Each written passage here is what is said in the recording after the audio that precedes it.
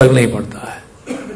भक्ति कोई भी कर सकता है, ये बताया जा रहा है इस अध्याय में। भक्ति कोई भी कर सकता है और भक्ति कितनी सुलभ है इसके बारे में बता रहे शुरुआत में।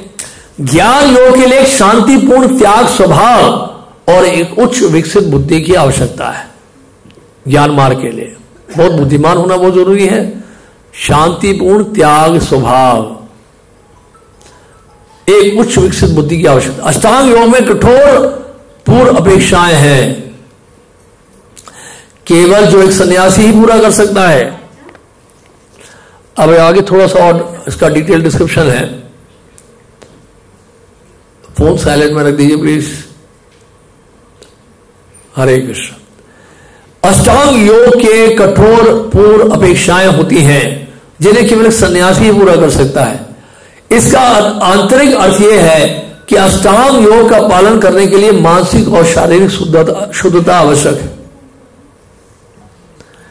भगवत गीता में 6ठे अध्याय में होता है अष्टांग योग के बारे में। भगवान कृष्ण ने कितना कुछ उसमें ध्यान रखना पड़ता है। नहीं, आसन ना ऊंचा होना चाहिए ना नीचा होना चाहिए, ब्रह्मचर्य का पालन करना है, एकांत स्थान होना चाहिए। ये दिल्ली के शहर में, दिल्ली जैसे शहर में जहां भीड़ भड़का है वहां अष्टांग योग नहीं होगा। उसके लिए क्या है, एकांत स्थान चाहिए, जैसे वन है, जंगल है, पहाड़ है, ऐसे एकांत स्थान में जाना पड़ेगा आपको। और सन्यासी वे होते हैं जिन्होंने सांसारिक मोह माया और इच्छाओं को त्याग कर दिया है। यह त्याग साधना उन्हें एक विशेष मानसिक स्थिति में पहुंचा देती है जो अष्टांग योग के अभ्यास के लिए आवश्यक होती है। अष्टांग योग केवल शारीरिक व्यायाम नहीं है, केवल योगा एक्सरसाइज नहीं है। अष्टांग योग क्या है वो?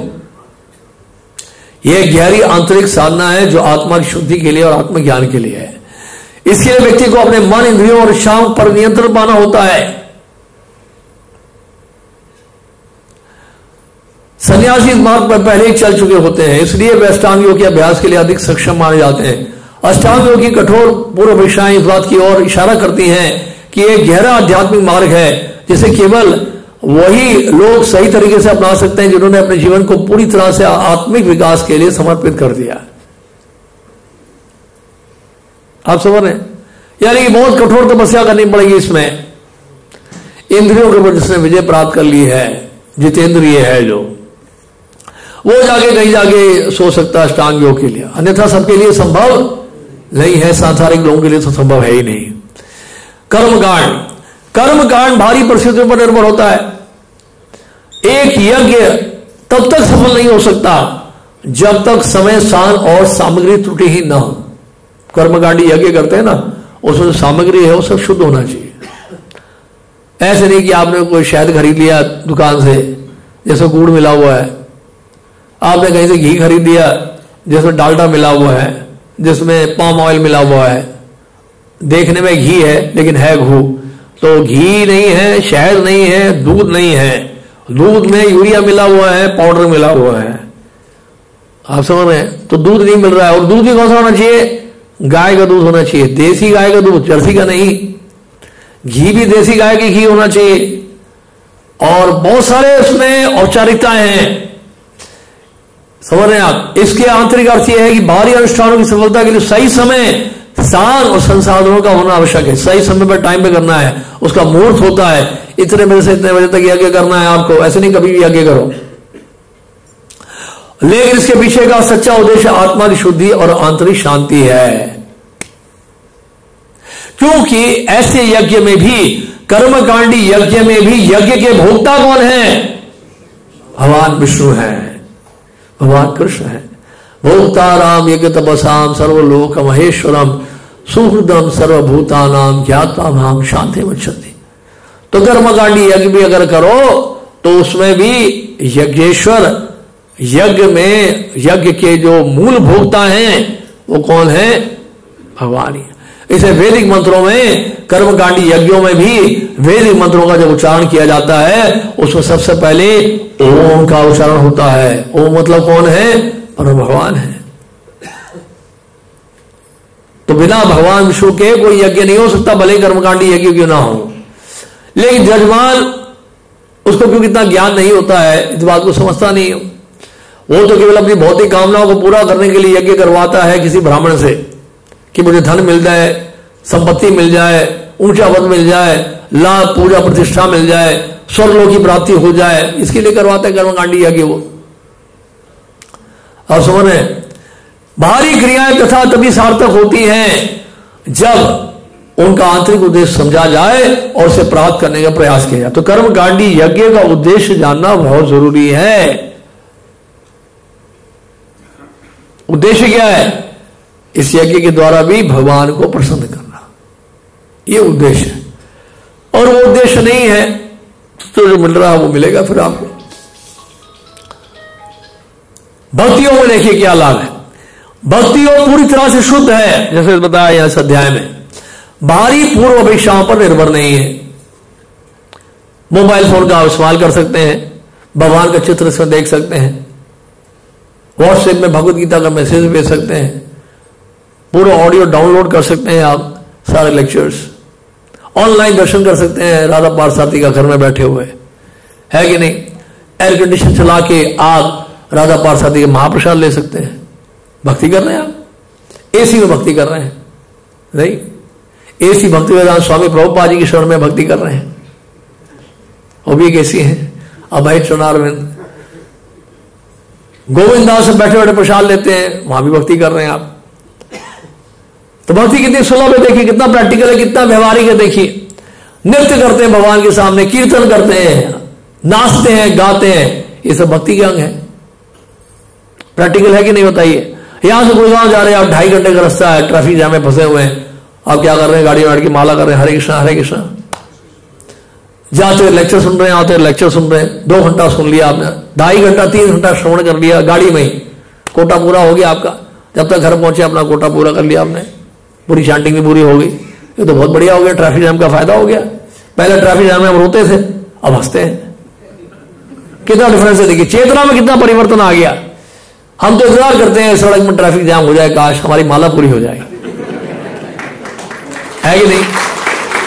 और हमारे बच्चे जो ग्रंथ बांटते हैं वो तो बहुत, उनको तो बहुत मतलब संतुष्ट होते हैं, बहुत खुश होते हैं। जैसे ही ट्रैफिक जाम देते हैं, गाड़ी से उधर जाते हैं, ग्रंथ बांटते हैं, बोलते लाल बत्ती बनी रहे, गाड़ियां रुकी रहे, ग्रंथ देते रहे।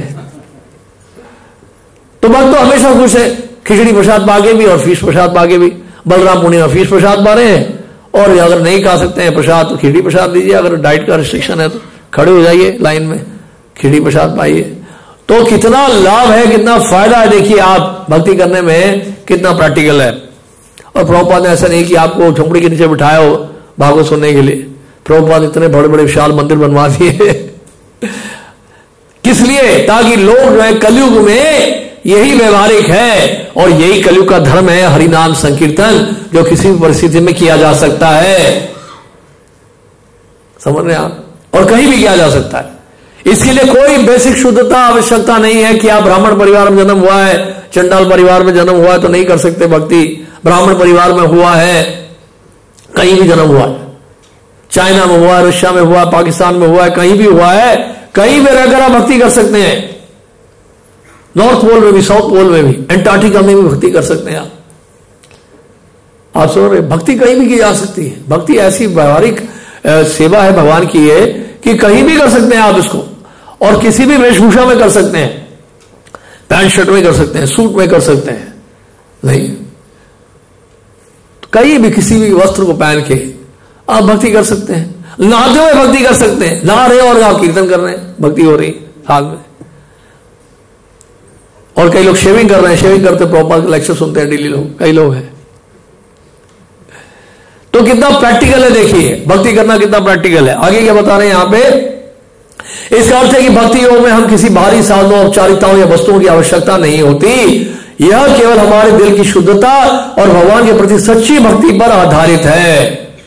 इसमें किसी विशेष नियम, अनुशासन या सामग्री की जरूरत नहीं होती, बल्कि केवल समर्पण और प्रेम की भावना ही पर्याप्त है। केवल समर्पण चाहिए, इसमें शरणागति हो तो आपको कोई कमी नहीं रहेगी, भगवान सब कुछ आपको दे। जो भगवान के शरणागत हो गया उसको किसी चीज की कमी रहेगी संसार में। अनन्य चिंतयन्तो माम ये जना पर्युपासते तेषाम नित्याभियुक्तानाम योगक्षेमं वहाम्यहम्। भगवान कह रहे हैं जितनी भक्ति आपने कर ली है उतनी भक्ति की मैं रक्षा करूंगा, और जो कमी रह गई है भक्ति में उस कमी को मैं पूरा कर दूंगा। कि किन लोगों के लिए जो अनन्य रूप से मेरा चिंतन कर रहे हैं, जो प्रयास कर रहे थे मेरी सेवा करने के लिए, शरणागत होने के लिए, भगवान कह रहे हैं मैं उनकी रक्षा करूंगा। तो चिंता किस बात की है? कौन त्याग उसी जाना ही नाम है भक्ता प्रणश्यति। हे कुंती पुत्र घोषणा कर दो कि मेरे भक्त का कभी विनाश नहीं होता। तो भगवान ने गीता में कहा है क्षिप्रम भवती धर्मात्मा शश्व शांति निगच्छति कौन त्याग पृथ्वी जाना ही नामे भक्ता प्रणश्यति, कि बहुत जल्दी वो धर्मात्मा बनेगा। भगवान कह रहे हैं गीता में ठीक है उसमें कोई गलती हो जाती है, कभी वो कुछ अपराध कर बैठता है या पाप कर बैठता है, लेकिन चिंता की कोई बात नहीं है। भगवान कह रहे हैं बहुत जल्दी वो धर्मात्मा बनेगा, क्योंकि मेरे भक्त का कभी विनाश नहीं होता है। भगवान आश्वासन दे रहे हैं भगवत गीता में, इतनी गारंटी दे रहे हैं, इसलिए भगवान आपसे कुछ मांग भी नहीं रहे हैं। क्या मांग रहे हैं? पुत्रम पुष्पम फलम तोयम, और कर्मकांडी यज्ञ करोगे, ये नहीं देना वो नहीं देना, ये डालना है वो डालना है, यही देना है वो नहीं देना है। लेकिन जो भक्त है, कृष्ण के भक्त हैं, वो गरीब से गरीब व्यक्ति भी हो वो भगवान की भक्ति कर सकता है। कितना प्रैक्टिकल है देखिए आप। कोई व्यवस्था करने की आवश्यकता नहीं, जहां है जिस परिस्थिति में है वहां रहकर आप भक्ति कर सकते हैं। तो ये विराम देते हैं, हम आगे बढ़ेंगे अगली बार। अध्याय 5वां पारा प्रारंभ हो चुका है, इससे अगली बार हम लोग चर्चा करेंगे। हरे कृष्ण। अब अगली बार 26 तारीख को जन्माष्टमी है, उसके बाद 27 को भी नहीं हो पाएगा क्योंकि प्रभुपाद जी की व्यास पूजा है। तो हम बताएंगे, अब सूचना देंगे फिर कि अगला क्लास कब होगा समय आने पर। हरे कृष्ण। श्रील प्रभुपाद की जय।